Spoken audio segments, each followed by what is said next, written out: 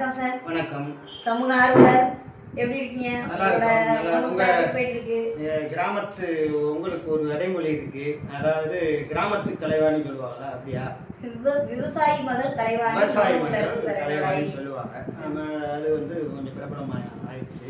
ஆமாம், உங்களை சந்திச்சதுல மகிழ்ச்சி. இப்போ என்ன கேட்குறீங்க சொல்லுங்க. இப்போ வந்து என் இனிய தமிழ் மக்களேன்னு சொல்ற ஒரு அருமையான இயக்குனரை நம்ம இழந்துட்டோம். பாரதி ராஜா. என் இனிய தமிழ் மக்களேனா அவரை தவிர இது யாரும் அழகா சொல்ல முடியாது. அவரோட இழப்பு நமக்கு பெரிய இழப்பு.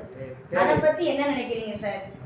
உங்கள் மனசுல எந்த அளவுக்கு ஆழமா பதிஞ்சிருக்காரு? நல்லா கேட்குறீங்க. அதாவது தமிழ் சினிமாவை வந்து உயர்த்தி பிடிச்சது வந்து பாரதி ராஜா.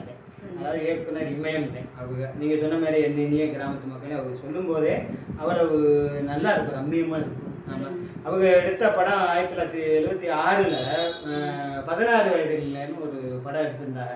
அதில் அந்த 2 கேரக்டர் இருக்குல்ல, ரஜினிகாந்த் கமலஹாசன் 2 கேரக்டரை உருவாக்கி, அந்த பரட்டைங்கிற கேரக்டர் ரஜினிகாந்த், நம்ம ஜப்பானி கேரக்டர் கமலஹாசன், ஸ்ரீதேவி கேரக்டர் மயில், அந்த மயில் கேரக்டரு அருமையாக எடுத்துருப்பாங்க. அந்த படத்தை இன்னைக்கு வரைக்கும் வந்து மறக்க முடியலை.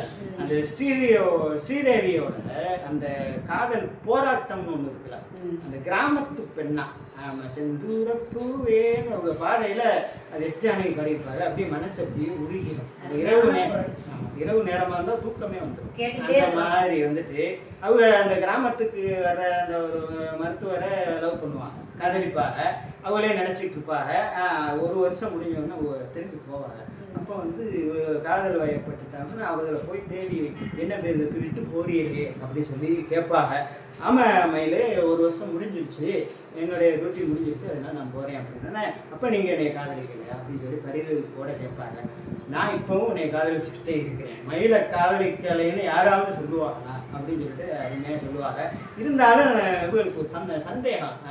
ஸ்ரீதேவிக்கு திரும்ப போய் அந்த மாட்டு வண்டியை நிப்பாட்டி, வண்டி அப்போலாம் மாட்டு வண்டி தானே நிப்பாட்டி, நீங்கள் வந்து என்னுடைய ஆசை உங்களுடைய ஆசைக்கு இணங்கலைன்னு சொல்லித்தானே பிரிஞ்சு போறீங்க அப்படின்னு கேட்பாங்க. உடனே வந்து அவர் சொல்லுவார், மயிலை இப்படி அப்பாவி பெண்ணா இருக்கிறியே, நான் காதலிச்சது உன்னுடைய 16 வயசு, நீ இணங்கி இருந்தாலும் நான் எடுத்தேன் அப்படின்னு சொல்லுவாங்க. அப்போ பாரதி ராஜா அந்த இளம் பெண்களுக்கு, அந்த அப்பாவி கிராமத்து பெண்களுக்கு ஒரு பொட்டு வைப்பார். நம்பி வந்து ஏமாந்துறாரு. கல்லூரி மாணவர்களுக்குமே இது பொருந்தும். அப்போ அந்த ஒரு மெசேஜ் கொடுக்குறாருல, வந்து இவரை விட்ட ஆளே கிடையாது. அப்போ கூட இவர் சொன்னாங்க, ஆளு எல்லாருமே சொன்னாங்க, இவருக்கு கிராமத்து கதையே இவரால் எடுக்க முடியும், அந்த டவுனை சுற்றி இவர் எடுக்க முடியாதுன்னா எடுத்து காமிச்சாரு. சிகப்பு ரோஜா கமலஹாசனை வச்சு எடுத்து அந்த படத்தையும் சக்ஸஸ் பண்ணார். ஆக வித்தியாசமான கதை அமைப்புகளில் வந்து ஜொலிச்சவர் நம்முடைய இயக்குனர் இமயம் பாரதி ராஜா என்பதை தெரிவித்துக் கொள்கிறேன்.